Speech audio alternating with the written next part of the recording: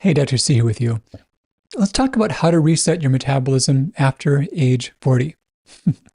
This is an important thing. Your metabolism is all about making food into energy. And that means, can you keep energy levels steady throughout the day? Can you function with a good amount of food and a reasonable appetite? Or are cravings out of control? Can you burn fat when you store it? Do you have low levels of triglyceride, blood sugar, cholesterol? These things all tie into a healthy metabolism. And as we age, our metabolism gets less flexible. So what does it mean to have a flexible metabolism? Well, what it means is that we never are consuming and burning an exactly balanced amount of fuel. In this moment I'm speaking to you and I'm burning energy. I'm not consuming energy, I'm not eating. So I've got to tie into stored fuel to do so. And after I'm done with, this is the last video in the series, and when I finish this one, I'm going to have a meal, right? So I'll add more energy to my body and I'll store it. But when metabolism is flexible, we're going to be hungry for a reasonable amount of food. We'll store it away. We can wait for a while before eating again. And between those things, we'll have good, steady energy. And as we store food, we're not going to make a reasonable amount of food into an excessive amount of fat. And when we've got food to take out of storage, stored fat to break down, we can do so. So metabolic flexibility means even though we're not consuming the exact amount of fuel we need at every given moment, our body sorts that out over time. And our energy and our weight stay healthy and stay even and steady. When metabolism is not flexible, we're on this knife edge to where one side we fall off where there's too much fuel and we store it and we're not burning it and we're gaining weight and tired. Or if we lower our food intake by a small amount, then sure, we're losing weight, but we're exhausted and we've got horrible cravings. So that's where the metabolism is inflexible. When it's flexible, we can have our food intake go up or down and we feel fine and we still function really well. And what's going on behind the scenes? Well, most of this stuff is happening within the liver. So the liver is storing energy in the forms of glycogen, which is stored glucose, or triglyceride, which is stored a lot of things, mostly fat, but also glucose, or even ketones are stored as triglycerides. Even alcohol can be. So the liver needs the right amounts and the right balance of glycogen to triglyceride. And if those things are not right, we lose that metabolic flexibility. So in this video, I'm going to talk about things you can do to help get your metabolism flexible again. Some of the Cliff's notes are that you want to be able to have a lot of good phytonutrients that help your liver conjugate. You want to go to a lower fuel intake so it can break down what's stored. You want to make sure there's no sleep debt, and you need some activity, but not always a huge amount while you're reversing a problem. The first step is getting a lot of things for conjugation, a high conjugation diet. What the heck does that mean? Well, so conjugation is basically binding up with wastes and toxins, and that's done by certain essential nutrients. Your liver's got a couple different phases, phase 1, phase 2, bioconjugation, and these depend upon nutrients, especially key amino acids. But there's also phytonutrients from plants and certain dietary fibers that are important for this whole process. Now, when you're trying to clear out your liver and heal it and reset your metabolism, if you simply stop eating food, yes, you will force your body to break down some fat. You will put a lot of toxins into your bloodstream. But the drawback is your liver now really doesn't have the tools to deal with that. You're really not giving it things it needs for healthy conjugation. So foods that support conjugation would be protein-dense foods and also high micronutrient foods. Things like poultry, lentils, pumpkin seeds, broccoli, leafy greens, beans. These are all critical. The second step is we want to go low fuel for a period of time. Now, these ideas are best represented in the Metabolism Reset Diet book. So the low fuel, if you simply plummet your food intake by a lot long term, there will be ways in which your body compensates that are not beneficial. So you want to do it strategically. The time frame is somewhere around 4 weeks, about 28 days. What that does is it gives your liver a chance to break down these stored triglycerides.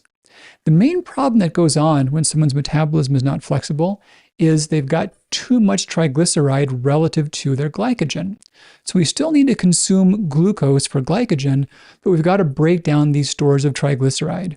And the best way to do that is to get high quality protein with lower amounts of carbohydrate and fat for a short period of time. And it's kind of tricky because most foods that have protein have carbs and fats. They come in a package generally. But during the reset, I recommend doing 2 protein shakes, one at breakfast and one at lunch, and then one pretty good meal, kind of a pretty normal meal with appropriate foods that are good at conjugating.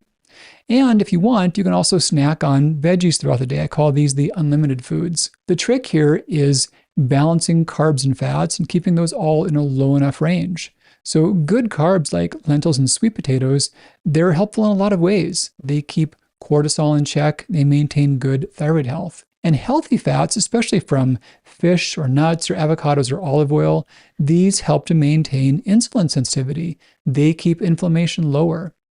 Most people, most of the time, can tolerate some amounts of saturated fat without much harm.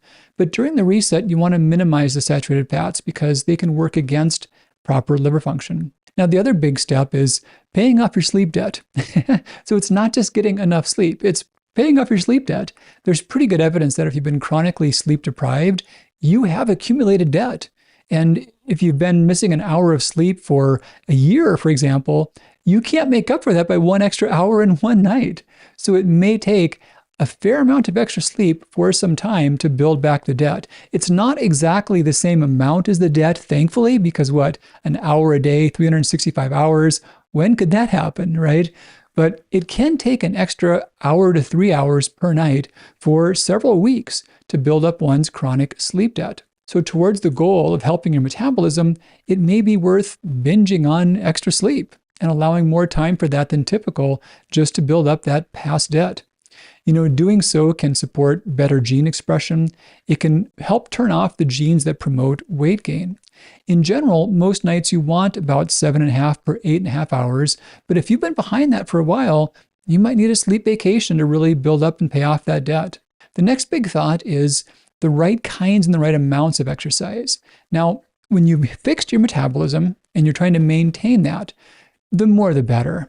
Train hard, have fun, build up sensibly, don't do more than you're used to. But while you're on a low fuel state, while you're losing weight, it can put your body in a lot of stress to train hard, especially to train harder than you're typically used to. So I encourage micro workouts. You don't want to be sedentary. That's counterproductive also. But it helps a lot to do small amounts of brief dynamic movements. Yeah, short, frequent workouts. These are things that can take just a couple minutes per day and done along with avoiding being immobile and regular walking can go a long ways towards preventing hunger spikes and supporting good fat loss. I show how to do all these micro workouts in the Metabolism Reset Diet. Now, big consideration too is that protein's important. I mentioned how we need protein for supporting liver detox. It's also critical for keeping hunger in check and making sure that muscle mass stays intact, that we're not losing too much muscle mass. If weight loss involves muscle loss, our basal metabolic rate goes down.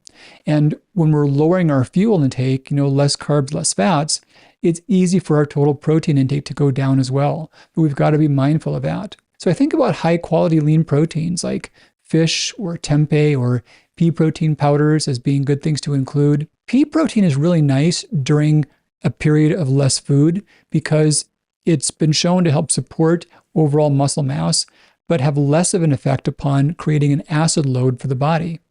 During weight loss, there's more acid load to deal with and more uric acid for the body to process. So plant proteins are nice because they're more pH neutral. Another big tip is that resistant starch is a great thing to include. So remember, we're trying to get some glucose and get steady blood sugar while our total food intake is lower. The trick with that is to have versions of glucose that metabolize really slowly.